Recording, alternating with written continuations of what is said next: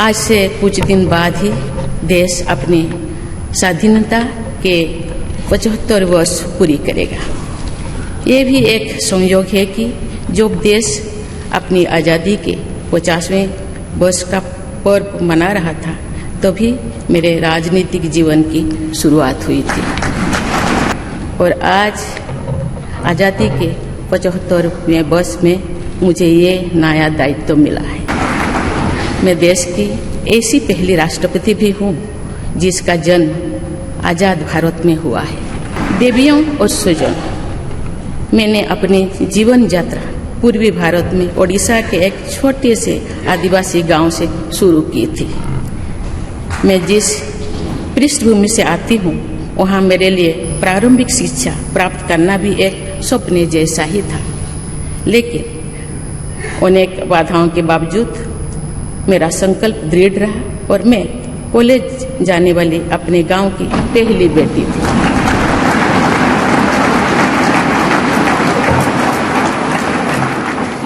मैं जनजातीय समाज से हूँ और वार्ड काउंसिलर से लेकर भारत की राष्ट्रपति बनने तक का अवसर मुझे मिला है। ये लोकतंत्र की जननी भारतवर्ष की महानता है। ये हमारे लोकतंत्र की ही शक्ति है कि उसमें एक गरीब घर के पैदा होने बेटी, दूर सुदूर आदिवासी क्षेत्र में पैदा हुई बेटी भारत के सर्वोच्च संवैधानिक पद तक पहुंच सकती है। राष्ट्रपति के पद पहुंचना मेरी व्यक्तिगत उपलब्धि नहीं है, ये भारत की प्रत्येक गरीब की उपलब्धि है। मेरा निर्वाचन इस बात का सबूत है कि भारत में गरीब सपने भी देख सकता है और उन्हें पूरा भी कर सकता है।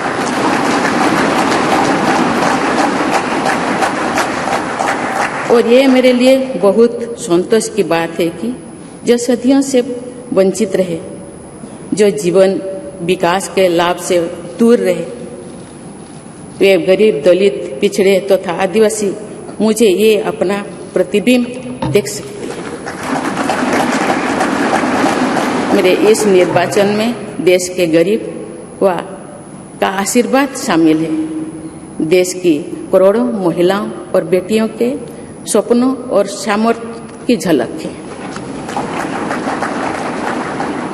मेरे इस निर्वाचन में पुराने लीग से हटकर नए रास्ते पर चलने वाले भारत के आज के युवाओं का साहस भी शामिल है। ऐसे प्रगतिशील भारत का नेतृत्व करते हुए आज मैं खुद को गौरवान्वित महसूस कर रही हूँ।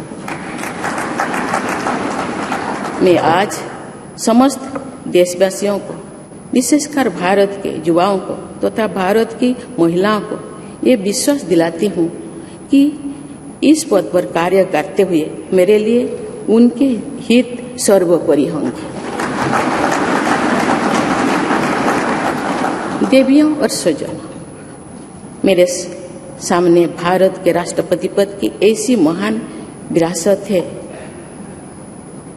जिसने विश्व में भारतीय लोकतंत्र की प्रतिष्ठा का निरंतर मजबूत किया है। देश के प्रथम राष्ट्रपति डॉक्टर राजेंद्र प्रसाद से लेकर श्री रामनाथ कोविंद जी तक अनेक विभूतियों ने इस पद को सुशोभित किया है।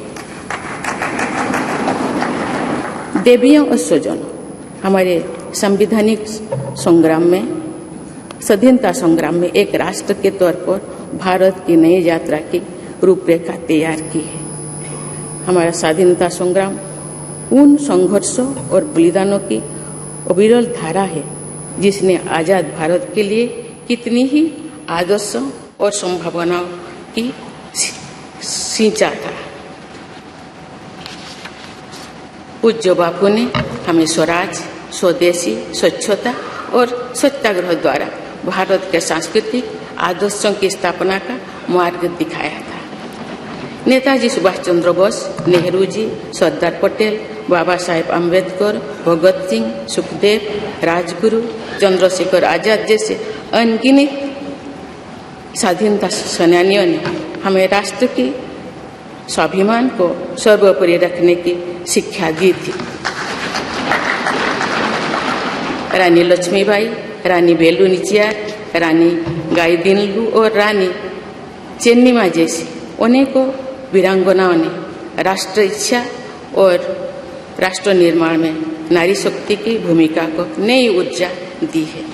संथाल क्रांति, पाइक क्रांति से लेकर कोल क्रांति और भील क्रांति ने स्वतंत्रता संग्राम में आदिवासी योगदान को और सशक्त किया।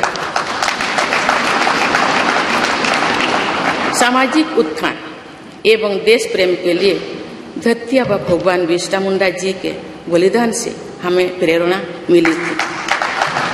देवियों और स्वजनों, 200 को पहले मुझे रायरंगपुर में श्री अरबिंदो इंटीग्रल स्कूल में शिक्षक के रूप में कार्य करने का अवसर मिला था।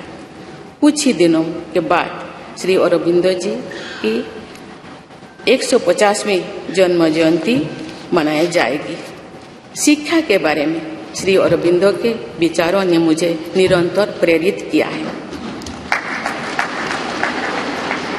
जनप्रतिनिधि के रूप में विभिन्न पदों पर कार्य करते हुए और फिर राज्यपाल के रूप में भी मेरा शिक्षण संस्थानों के साथ सक्रिय जुड़ाव रहा है।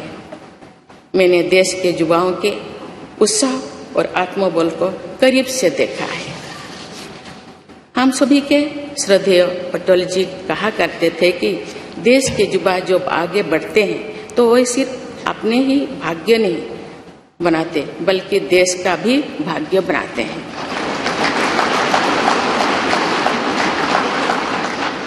आज हम इसे सोच होते देख रहे हैं। मेरा जन्म तो उस जनजातीय परंपरा से हुआ है जिसने हजारों वर्ष से प्रकृति के साथ तालमेल बनाकर जीवन को आगे बढ़ाया है। मैंने जंगल और जलाशयों के महत्व को अपने जीवन में महसूस किया है। हम प्रकृति से जरूरी संसाधन लेते हैं और उतनी ही श्रद्धा से प्रकृति से सेवा भी करते हैं। यहाँ संवेदनशीलता का आज वैश्विक अनिवार्यता बन गया है। मुझे इस बात की प्रसन्नता है कि भारत पर्यावरण संरक्षण के क्षेत्र में विश्व का मार्गदर्शक बन रहा है। देवियों और स्वजन, मैंने अपने अब तक के जीवन में जन सेवा में ही जीवन की सार्थकता को अनुभव किया है। श्री जगन्नाथ क्षेत्र के एक प्रख्यात कवि भीम भोई जी की कविता की एक पंक्ति है, मो जीवन पचे नर्क के पड़ी था जगत उद्धार।